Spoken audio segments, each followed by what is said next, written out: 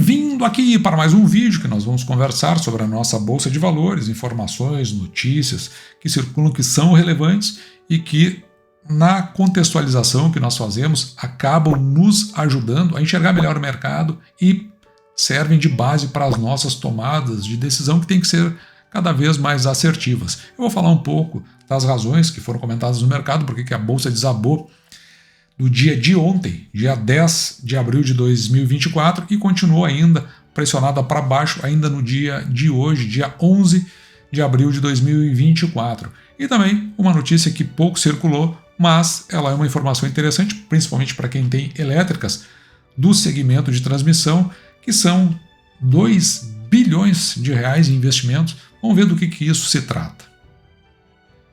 E vou começar aqui pelo site do canal Energia. Essa notícia que foi colocada, assinada por Henrique Feman, veja que ele coloca como agência Canal Energia, e ela é uma notícia do dia 10 de abril de 2024, portanto é uma notícia que foi passada no dia de ontem. Veja que a ANEEL ela suspende operação de aerogerador da AES Brasil na Bahia. Então a AES Brasil faz parte aqui da carteira do canal, é atualmente uma ação de oportunidade, compramos recentemente mais ações da AES Brasil, mas é curioso esse fato que aconteceu, porque está suspensa a operação daquele gerador especificamente. Máquina aqui que gera 6,2 megawatts e ela está inoperante desde agosto do ano passado, então já não estava dando nada, ou pelo menos não estava à disposição para a AES Brasil.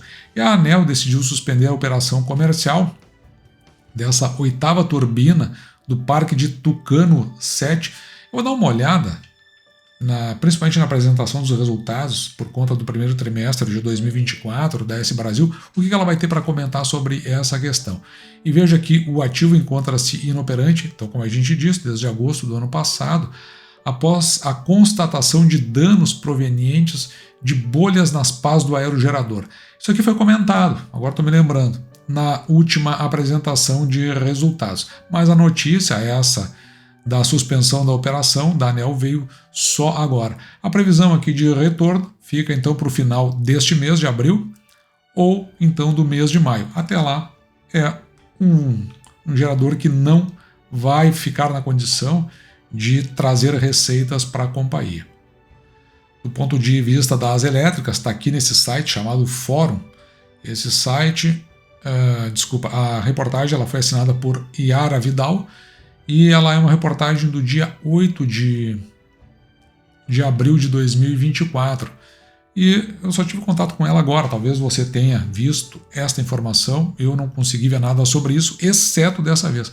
Mas veja que fala aqui que a China anuncia 200 bilhões de investimentos no sistema de transmissão. E vem da gigante chinesa, a State Grid. A State Grid ela tem, eu não sei se é a maior linha de transmissão do Brasil, eu tenho dúvidas, mas ela é muito grande, ela vai do estado do Rio de Janeiro até o estado do Pará. E então a China, através da State Grid, vai investir 200 bilhões. Veja, curioso isso, na economia brasileira. Estranho, né? Para renovar as linhas de transmissão da energia do Brasil.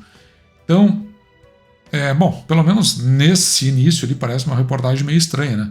Investir na economia. Veja que isso aí tudo, essa informação toda veio aqui do dia 3 de abril, com a presença do então colocado à frente do executivo do país, e foi onde foi realizada a cerimônia de assinatura de contrato de transmissão, que foi resultante do segundo leilão de transmissão de 2023, o maior leilão, o leilão que bateu nos 50 bilhões. Mas é curioso que o anúncio aqui é de 200 bilhões, isso me chamou realmente a atenção. Um fato para a gente acompanhar, ver se isso é razoável, porque eu acredito que todas as linhas de transmissão da State Grid não devem estar avaliada nesses valores, mas acompanhamos a notícia. Chegando aqui a Bolsa de Valores, essa notícia saiu na Money Times, ela é assinada por Marcela Tonildo Malafaia e ela é também do dia de ontem, 10 de abril de 2024.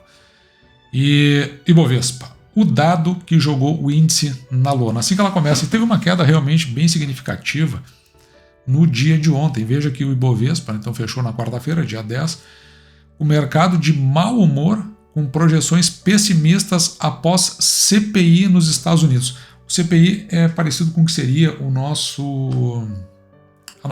nossos índices de inflação aqui no Brasil, né? No caso, o IPCA. Em que pese, veja, diz essa reportagem, o nosso aqui, o IPCA, ter sido melhor que a expectativa, e isto não foi suficiente para segurar o Ibovespa. Então vai discorrer aqui a matéria sobre o que aconteceu com o CPI, que se tinha esperado, subiu. Então, quando ele veio além da expectativa, significa que o Federal Reserve, que é o Banco Central americano, ele entra numa tendência de não fazer a baixa dos seus juros. E se não faz a baixa dos juros, as pessoas olham mais para a renda fixa do que olham para a renda variável. E assim, olhando para o CPI, acima do esperado, inclusive ficou acima do esperado até para aqueles mais pessimistas, isso evidentemente dá um strike no mercado americano, e na visão aqui da pessoa entrevistada, isso ligou o modo risk-off no mercado, o que veio a derrubar inclusive a bolsa americana, e aqui a nossa bolsa foi junto. Então eles reportam esta apresentação desse resultado do CPI, que foi ruim, e por conta do resultado ruim derrubou a bolsa lá, e isso refletiu aqui. Veja que, como eu tinha dito antes, as probabilidades... Aqui foi um erro da reportagem colocar essa crase aqui, tá? As reportagens de corte de juros em junho também despencaram. E é curioso porque, dentro de um ponto de vista que eu tive olhando, até a partir de reportagens, entrevistas do atual presidente do nosso Banco Central, parece que aqui também a questão ficou negativa. E em que pese, veja o nosso IPCA, em março ele veio a 0,16, quando a expectativa é de 0,25. Então nós ficamos bem em relação à inflação, mas o resultado americano gerou um pessimismo, inclusive para o presidente do Banco Central. Eu acho que ele está vendo algo mais do que isso, ele está enxergando algo que ele não está dizendo, mas eu estou com a sensação de que todos os efeitos para segurar a inflação eles podem ser derrubados muito rapidamente se esses juros do Brasil caírem muito rápido. E isso aí estimular um processo de demanda no Brasil, gerando mais inflação e ela saindo da meta, principalmente agora que ele vai sair da presidência no final do ano e virar alguém indicado pelo atual governo. Então, ele pelo menos eu acho que está querendo entregar em boas condições. Por isso, uma possibilidade de freio na queda dos nossos juros. Inclusive, ele fala aqui embaixo, ó, em vez do corte ser de 50%, um corte de 0,25%. Tem um detalhe que pouca gente fala, que é esse destaque aqui, ó, negativo da inflação de serviços, que é um dos motores aqui da economia brasileira, porque se você pegar assim, os restaurantes, eles estão lá classificados na parte de serviço, e as pessoas vão trabalhar, e isso aí está dentro da parte de alimentos. Aí você vai colocar aí a manicure, o barbeiro, a pessoa que vai, o jardineiro, esses caras aí, eles são os primeiros a sentir essa ponta residual da inflação e, consequentemente, eles acabam aumentando o custo do serviço. Se você, por alguma razão, deixa de demandar o primeiro pensamento, vai ser que para eles manterem o mesmo padrão, aumentar um pouquinho, só que aquele pouquinho, por um lado, gera inflação, por outro lado, vai sinalizar lá na frente talvez um cessar da demanda, e não necessariamente uma redução do preço, mas o aumento inflacionário vai impactar no estilo de vida dessas pessoas. Esse aí é o start, assim, ó, o primeiro ponto do início de um processo recessivo. Será que isso aconteceria? Bom, fica a pergunta. E nossa última notícia vem aqui da Suno Notícias. Eu gosto das notícias da Suno, elas são bastante completas, tem uma contextualização bastante interessante. Ibovespa cai na contramão do exterior em 2024. Então agora ele não vai analisar os últimos dias, né? Veja que é uma reportagem assinada por Guilherme Serrano da Silva e ela é de 2 dias atrás, do dia 9 de abril de 2024, em que pese tenha sido atualizada no dia de ontem. Só que, claro, estão atualizando no dia de ontem, porque o dia de ontem foi um dia de maior impacto para a nossa Bolsa de Valores, mas veja que a notícia ela está sendo complementada, já que eles estão apontando isso, que a nossa Bolsa está caindo, enquanto no exterior as bolsas estão subindo. Então veja aqui, eles consideram a possibilidade de continuidade de um momento positivo lá no exterior, diante daquelas especulações que eu falei, de que o Federal Reserve poderia ser capaz de fazer uma redução, ainda que suave, daquelas taxas de juros. Parece que o que a gente viu diante dos dados que foram apresentados da inflação dos Estados Unidos, que isso aí tem que ser, isso aí vai ser suave, mas o prazo para essa suavização vai ser de mais longo prazo.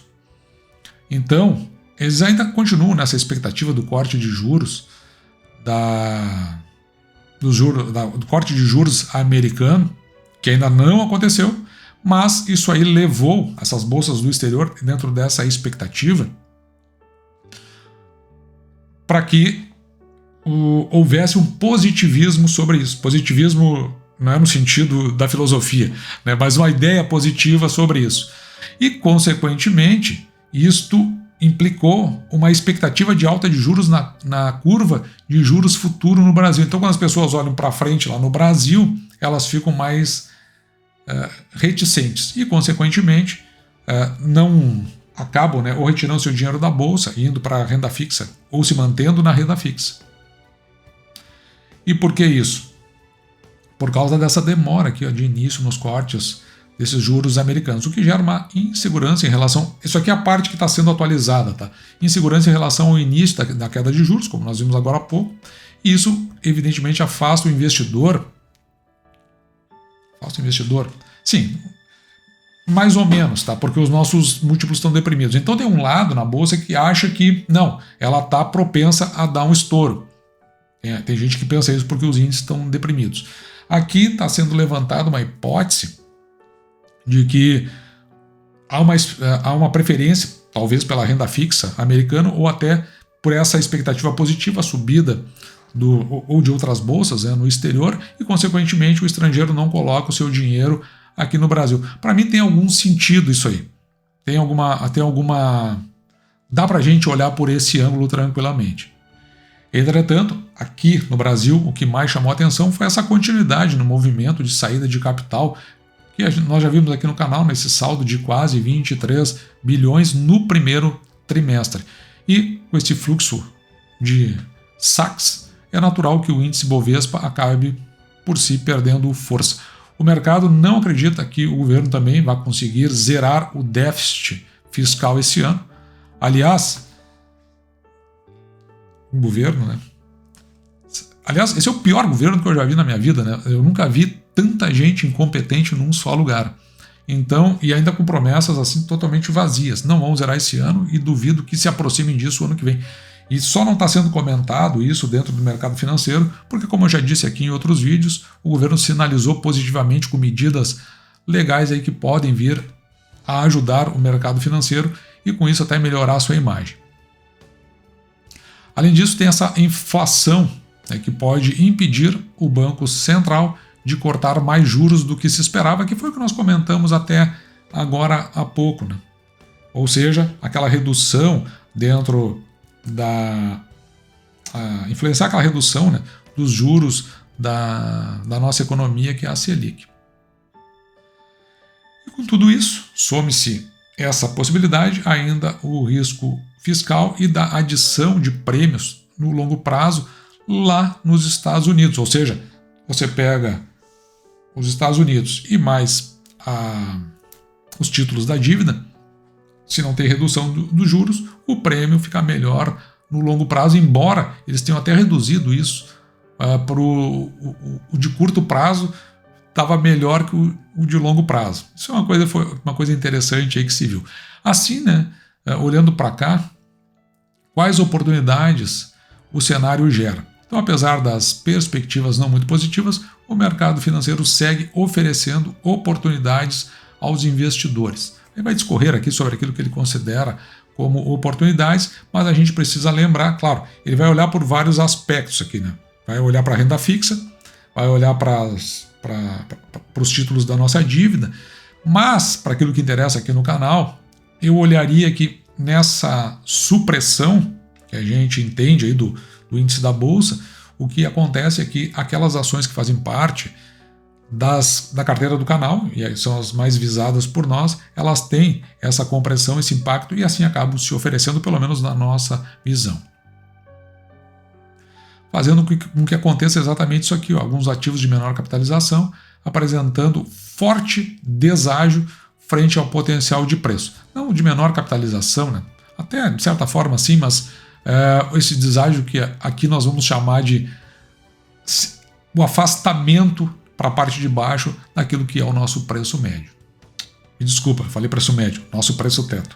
Bom, mas então, diante do cenário todo que se apresenta, o que a gente tem visto é a Bolsa ainda andando de lado. Uma indefinição, a gente olha para o exterior, é uma indefinição, olhamos para o país, a meu ver, a minha interpretação ainda é de uma indefinição, então eu vou comprando pouco, embora até confesso que hoje, dia 11 de abril de 2024, eu fiz uma compra bastante significativa, mas isso eu vou deixar para o vídeo de amanhã, incrementando a carteira aqui no canal, numa oportunidade que eu vi que surgiu, eu vou explicar direitinho todo o racional que tem. Então, nessas indefinições é que vão surgindo essas oportunidades, com essas depreciações que acontecem, oferecendo aí uns prêmios bastante interessantes. E a gente comenta isso aí em outra situação. Para onde vai a nossa bolsa, eu não tenho a menor ideia, mas a nossa reserva de oportunidade ela está bem consistente, está bem firme, e no caso, em algum momento, o governo tropeçar ou o mercado enxergar que aqui não tem futuro para ele, no geral, então as nossas oportunidades surgirão. De olho também na questão da transmissão, será que vem 200 bilhões aí? Eu vou dar mais uma vasculhada, ver se isso tem algum fundo representativo, afinal de contas, nossas empresas de transmissão aqui do canal competem também com as chinesas e tem um detalhe que a gente precisa estar atento. O quanto das empresas de transmissão estão se afastando dos leilões e por que motivo isso aí pode estar acontecendo. Coisas que nós vamos tentar entender e responder ao longo das leituras que fazemos das notícias regulares da mídia especializada. Dito isso, vou ficando por aqui, espero que você tenha gostado. Me despeço de você, desejando que você fique com Deus e deixando, como sempre, meu grande abraço.